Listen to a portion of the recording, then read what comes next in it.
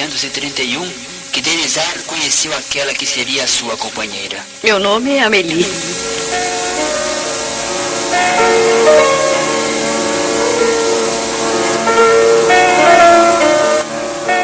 Tinha ela a estatura média, as feições belas, os olhos claros e serenos. Amélie? Amélie Gabrielle Boudet. E sou sua admiradora. Li todos os seus livros.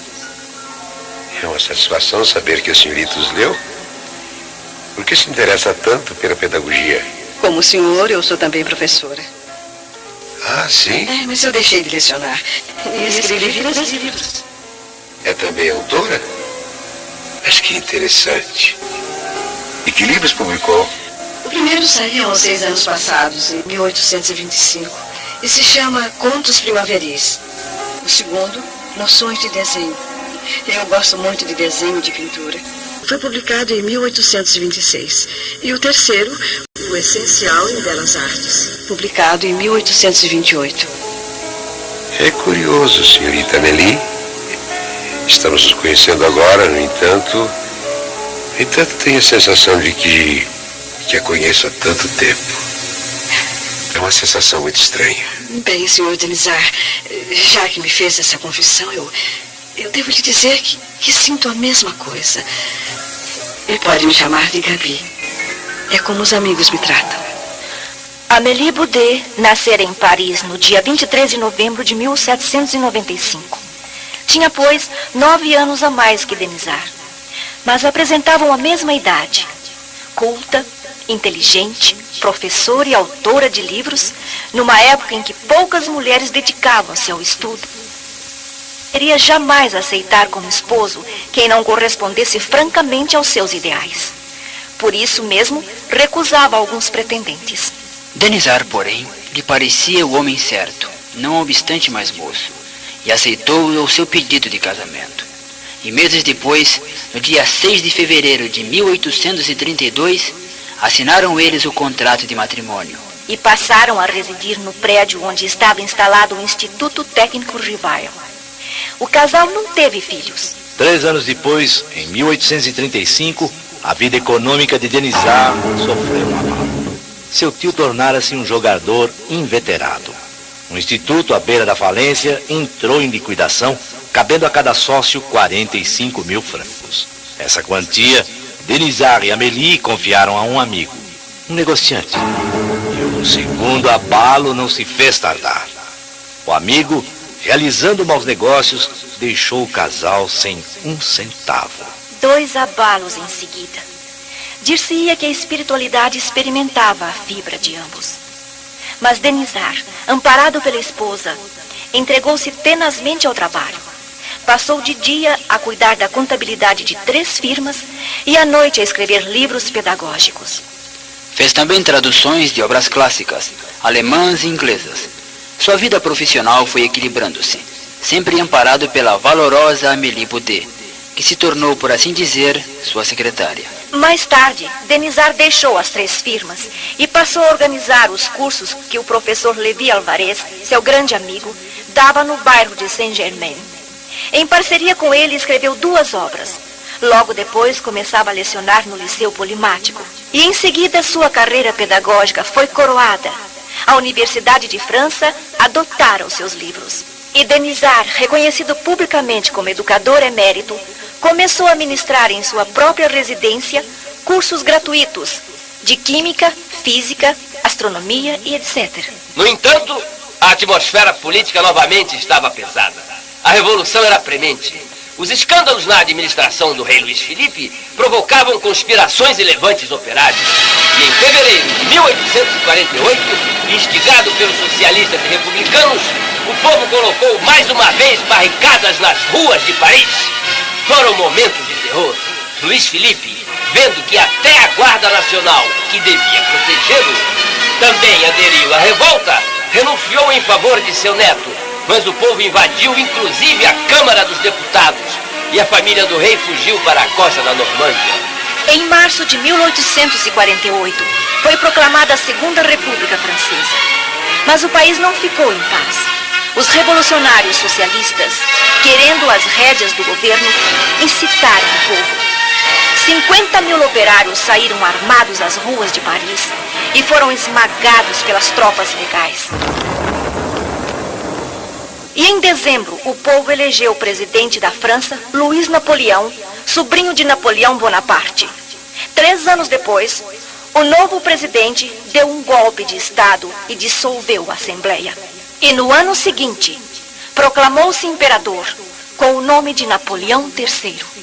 A ascensão de Napoleão III, no entanto, foi providencial pelo fato de que ele acreditava na comunicação dos espíritos. Aproximava-se agora o momento do professor desempenhar sua missão espiritual.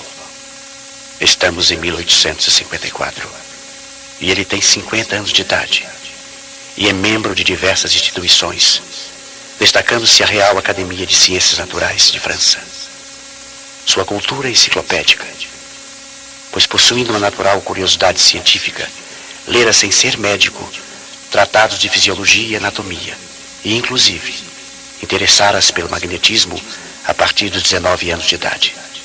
Essa curiosidade científica é que serviria de alavanca para os espíritos do Senhor levarem o professor ao exame dos fenômenos da mediunidade.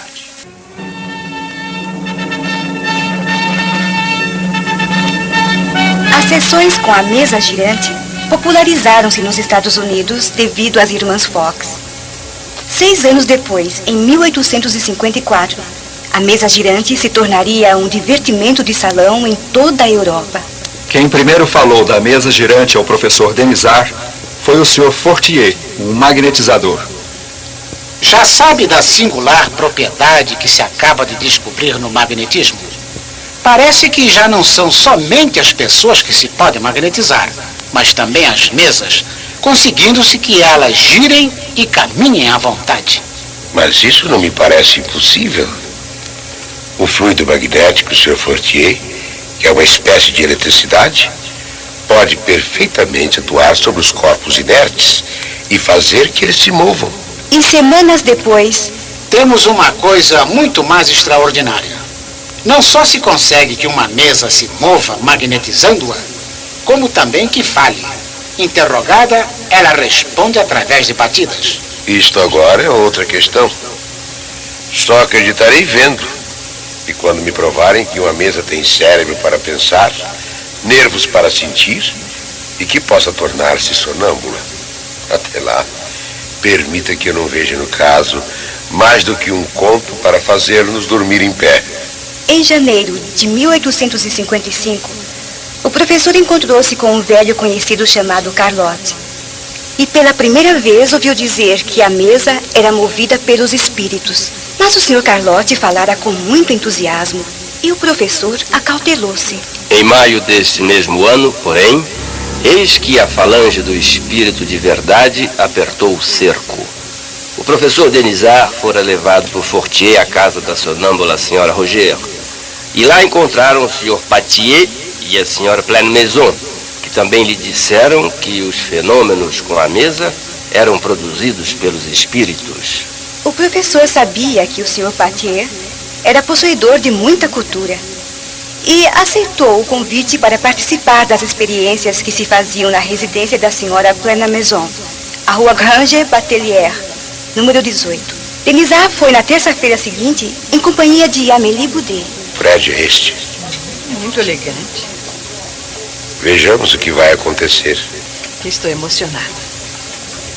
A emoção, Amélie, dificulta a análise dos fatos. Fique tranquila. Subamos a escada.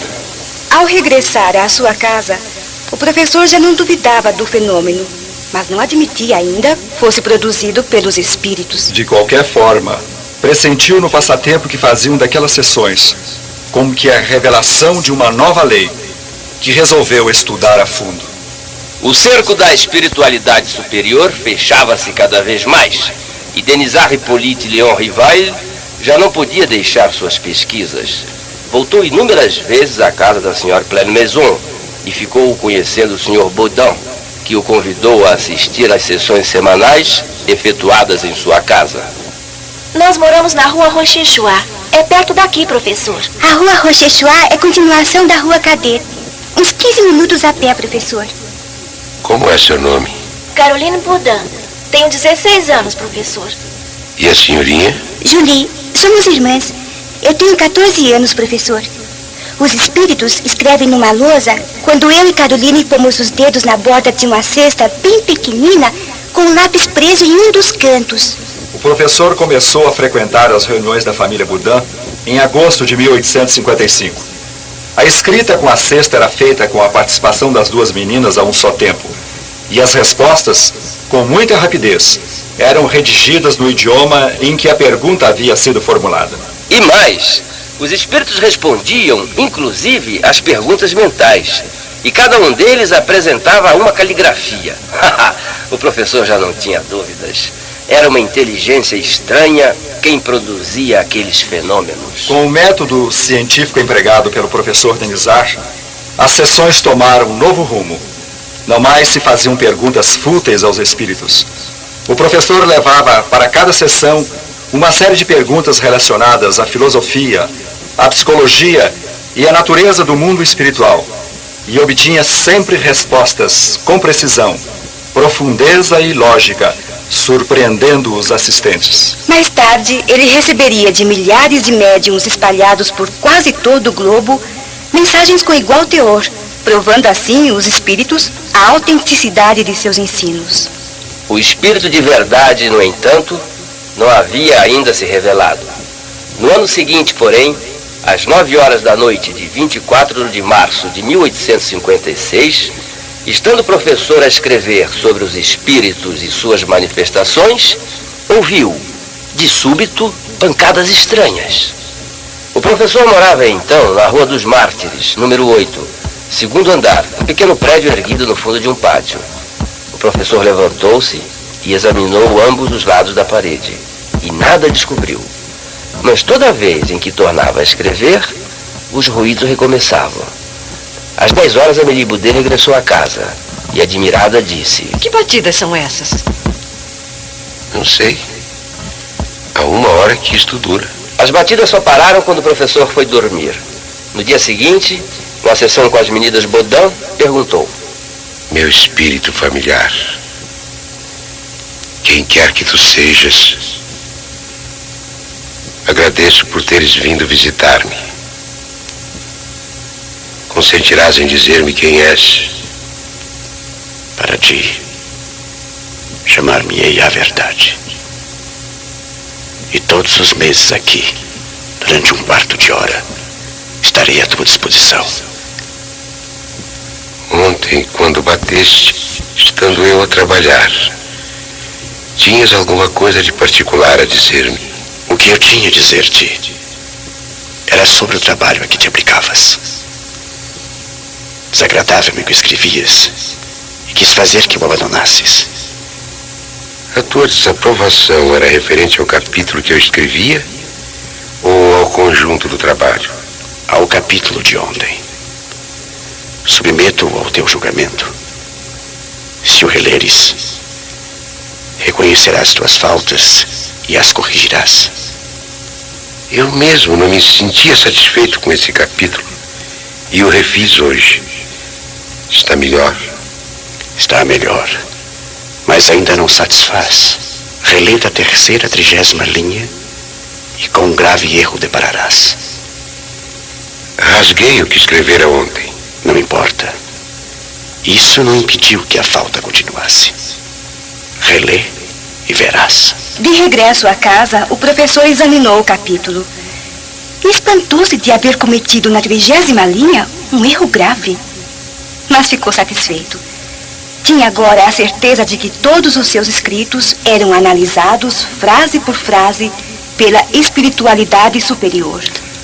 Por essa época, já ele participava também das sessões com a senhorita Jaffé, médium sonâmbula e notável psicógrafa. As comunicações eram transmitidas através da então chamada cesta de bico. Foi numa dessas sessões que, pela primeira vez, ouviu dizer de sua missão, embora de maneira vaga.